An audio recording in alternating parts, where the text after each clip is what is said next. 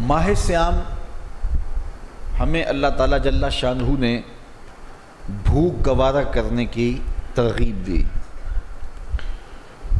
جو چیزیں حلال ہیں ان سے بھی روک دیا۔ کیوں؟ یہ خوراک بچاؤ مہم تو ہے نہیں۔ وَيُزَادُ فِيهِ رِزْقُ الْمُؤْمِنِ، حدیث میں آتا ہے 29 شعبان کو حضور ہر سال ایک خطبہ دیا کرتے تھے جس میں رمضان المبارک کے احکام بیان فرماتے۔ تو وہ حضرت سلمان فارسی رضی اللہ تعالیٰ عنہ سے ایک طویل حدیث ہے، اس کے اندر یہ لفظ ہیں وَيُزَادُ فِيهِ رِزْقُ الْمُؤْمِنِ، کہ جو ماہ سیام آتا ہے اس میں مومن کا رزق بڑھا دیا جاتا ہے۔ عام لوگ جو نعمتیں عام دنوں میں نہیں لے سکتے، رمضان میں مہنگی ہونے کے باوجود انہیں میسر ہوتی ہیں، تو یہ اللہ تعالیٰ جل شانہ کی خاص کرم نوازی ہوتی ہے، مومن کا رزق بڑھے۔ آپ کے گھروں کا بجٹ عام مہینوں کی نسبت ماہ سیام میں زیادہ ہوتا ہے، اور زیادہ کرنا بھی چاہیے۔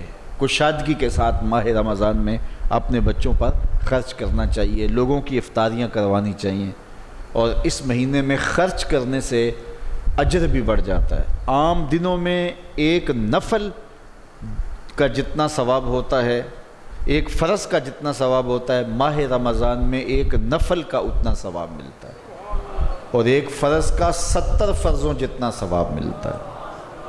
اسی طرح خرچ کرنے سے، ایک خرچ کرنے سے 70 گنا ماہ سیام میں اجر بڑھا دیا جاتا ہے۔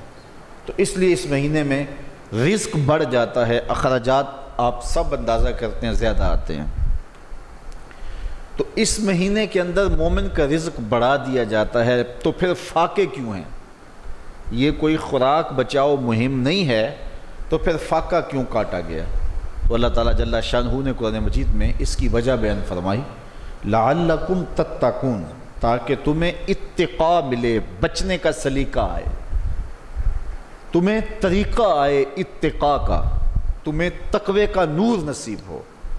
تو اب اس کا سوال، اس پر یہ سوال کھڑا ہوا کہ اب بھوک اور پیاس کاٹنے سے تقوی نصیب ہو جاتا ہے؟